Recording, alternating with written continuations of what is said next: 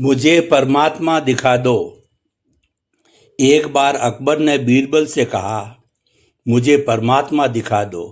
राजा का हुक्म था। बीरबल बहुत परेशान था कि परमात्मा को कैसे राजा को दिखाएं। इसी विचार को लेकर बीरबल छुट्टी पर चला गया और उदास रहने लगा। एक दिन परिवार में चर्चा हुई।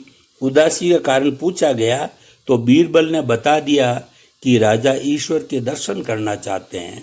बीरबल का बेटा बोला, कल सुबह मुझे आप साथ ले जाएं, मैं अपने आप राजा को दर्शन करा दूंगा।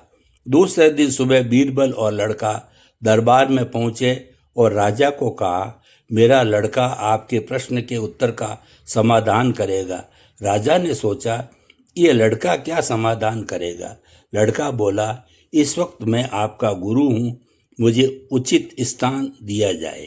राजा ने सोचा, बात तो ठीक कह रहा है, मैंने तो प्रश्न किया है, समाधान करने वाला गुरु समान होता है। राजा ने लड़के के लिए अपने साथ थोड़ा ऊंचा स्थान दिया। लड़का बोला, महाराज एक दूध का कटोरा मंगाओ। राजा ने दूध का कटोरा मंगाया। लड़का बोला, महाराज इस दूध में घी है। राजा बोला, हाँ है। लड़का बोला, पहले मुझे आप इसका दर्शन कराओ। राजा बोला, तुम मूर्ख है, घी के दर्शन ऐसे थोड़े ही होते हैं।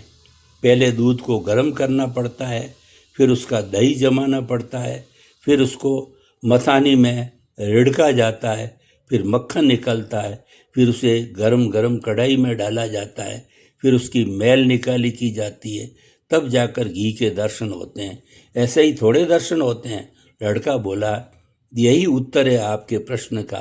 पहले इंसान को तपना पड़ता है, फिर उसको जमना पड़ता है, फिर उसको साधना करनी पड़ती है, फिर उसको ज्ञान की अग्नि में तपना होता है, फिर उस ईश्वर के दर्शन होते हैं। अकबर समझ गया और बोला, तुम वाकई मेरा गुरु है।